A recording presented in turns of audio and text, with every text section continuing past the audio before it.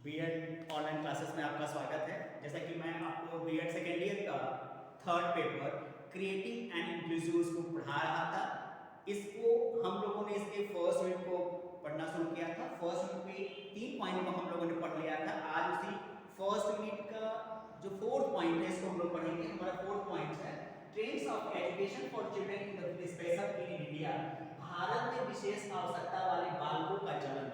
भारत में विशेष आवश्यकता वाले बालकों की शिक्षा का चलन। कहने का तात्पर्य है कि हमारे यहाँ शिक्षा की व्यवस्था वैदिक कालीन रही है। रामायण महाभारत कालीन शिक्षा की व्यवस्था में देखा जाता है कि शिक्षा के लिए तमाम शिक्षाविदों की बात की जाती है। कहा जाता है कि उस समय शिक्षा जो है वो ऋषियों के आश्रम में प्राप्त की जाती थी। छात्र या बालक वहीं पर जाकर शिक्षा प्राप्त करता था। देखिए, लेकिन कहीं भी इस शिक्षा की व्यवस्था में विकलांगित लोगों की शिक्षा की बात नहीं कही जाती है। कहीं ये नहीं बताया जाता है कि भारत में जो रामायण या महाभारत कालीन शिक्षा की व्यवस्था है या वैदिक कालीन शिक्षा व्यवस्था में इसमें विकलांग लोगों की शिक्षा की व्यवस्था भी की गई थी। वहीं थोड़ा और आगे बढ़ते हैं तो हमें जैसे कि पता है कि इसके बाद हमारे यहाँ बौद्ध कालीन या जैन कालीन शिक्षा की व्यवस्था रही है। तो बौद्ध कालीन या जैन कालीन शिक्षा की व्यवस्था में भी कहीं पे भी हम लोगों को विकलांग बालकों की शिक्षा की व्यवस्था के बारे में कोई जानकारी नहीं होती है।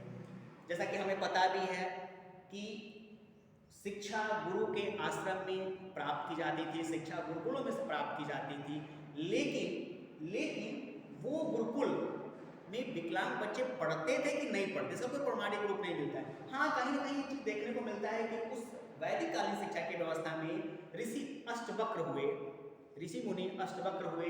कहा जाता है कि जिनका शरीर 8 जगह से टेढ़ा मेढ़ा था, लेकिन वो शास्त्रों के ज्ञाता थे। इनकी बात मिलती है, लेकिन ये कोई प्रमाणिक तथ्य नहीं मिलता है कि वो कहाँ पे अध्ययन किए थे। क्या वो समान बच्चों के साथ, समान विद्यार्थियों के साथ, समान शिक्षा की व्यवस्था में शामिल होकर भाग लिए थे, या कहीं से अलग से शिक्षा उनको प्राप्त हुई थी। इसका कोई प्रमाणिक रूप देखने को नहीं मिलता है। हम विकलांग लोगों की शिक्षा की बात करें, अगर हम भारत की बात करें तो भारत में कुछ खास स्थितियां मैं बता रहा हूँ आपको। भारत की हम बात करें तो भारत में सबसे पहले, अगर हम भारत की बात करें, जैसा कि आपको पता है कि हमारे यहाँ वैदिक कालीन शिक्षा व्यवस्था रही, वैदिक कालीन के बाद बौद्ध कालीन या जैन कालीन शिक्षा की व्यवस्था रही। उसके बाद हमारे देश में इस्लामिकों का आक्रमण हुआ, इस्लामिक शिक्षा व्यवस्था हुई। इस्लामिकों के बाद हमारे यहाँ अंग्रेज आए, अंग्रेजों का शासन रहा, अंग्रेजों के द्वारा शिक्षा व्यवस्थाएं लागू की गई। लेकिन जो विकलांगित लोगों की शिक्षा की बात की जाती है, इसकी शुरुआत होती है 18वीं शताब्दी से। इसकी शुरुआत होती है 18वीं शताब्दी से। 18वीं शताब्दी से सन 1885 में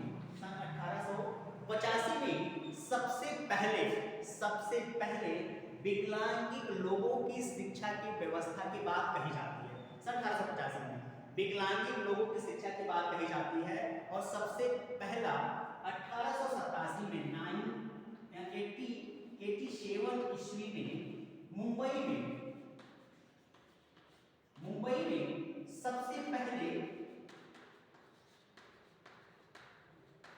सबसे पहले गूंगे बहरे लोगों की शिक्षा की व्यवस्था की बात कही जाती है। यहीं से भारत में विशेष आवश्यकता वाले बालकों की शिक्षा का प्रचलन शुरू होता है। इसी कड़ी में 1887 के बाद 1885 और ठीक इसी तिथि के बाद 1887 की बात इसी समय अमृतसर में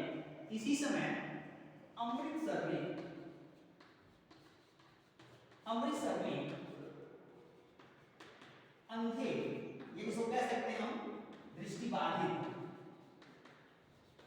लोगों की शिक्षा की व्यवस्था की गई।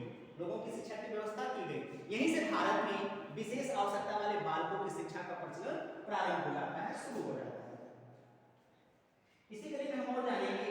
इसके बाद जब हमारे यहाँ देश हमारा आजाद होता है, स्वतंत्रता आती है, तो सबसे पहले देश आजाद होने के बाद, देश आजाद होने के बाद 1947 के बाद, देश आजाद होने के बाद 1947 के बाद 1947 ईस्वी के बाद भारत सरकार द्वारा इन विकलांग बच्चों की शिक्षा की व्यवस्था को बनाए रखने के लिए विशेष कदम उठाए जाते हैं। और इस कदम की शुरुआत होती है, इस कदम की शुरुआत होती है 1949 में, 1949 में 1949 में देहरादून में एक दृष्टिबाधित बालकों के लिए स्पेशल स्कूल खोला जाता है।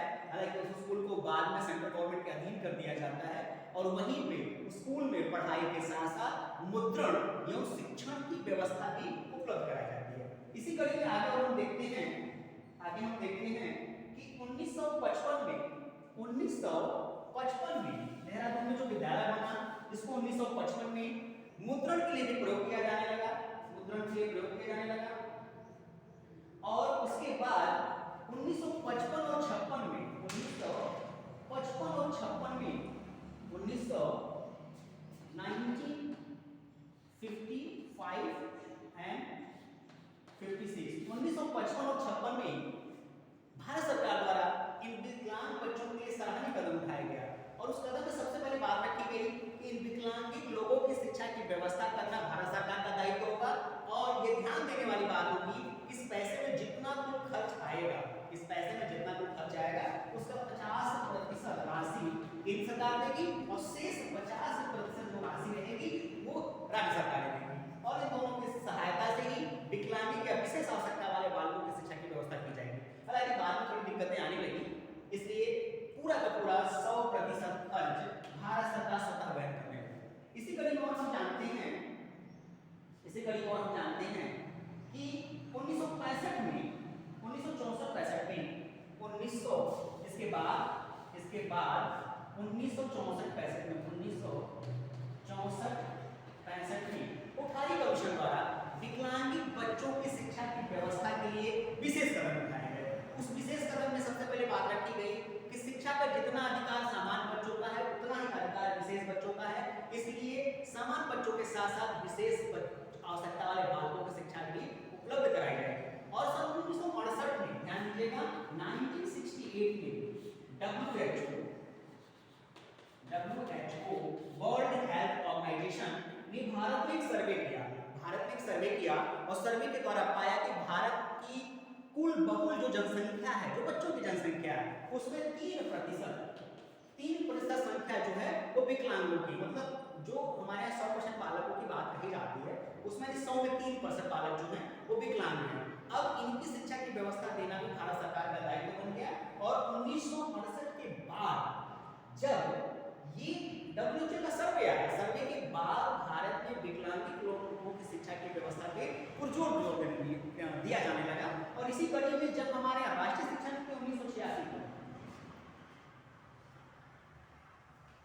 ध्यान दीजिएगा, राष्ट्रीय शिक्षा नीति 1986 बनी। इसी क्रम में 1980 में 1980 में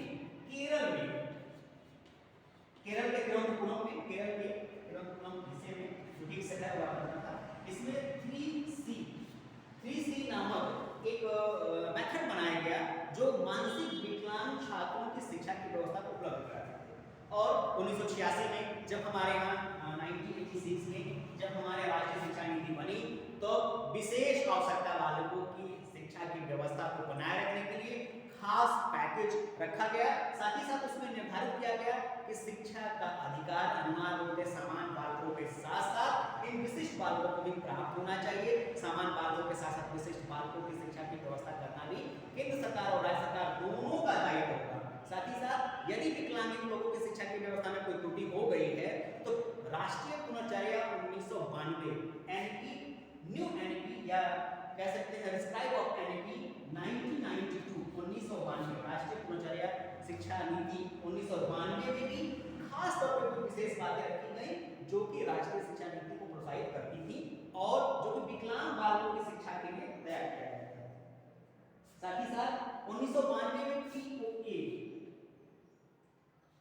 पीओए एक योजना चलाई गई जिस योजना के तहत विकलांग बच्चों के लिए स्पेशल अलग से एक पैकेज तैयार किया गया ताकि भारत में विकलांग लोगों की जो शिक्षा है वो कामयाब हो सके, पूरी हो सके और सभी लोग साक्षर बन सके। आज के लिए बस इतना ही। अब अगली कड़ी में हम लोग पढ़ेंगे इसी फर्स्ट यूनिट का 5th पॉइंट। धन्यवाद।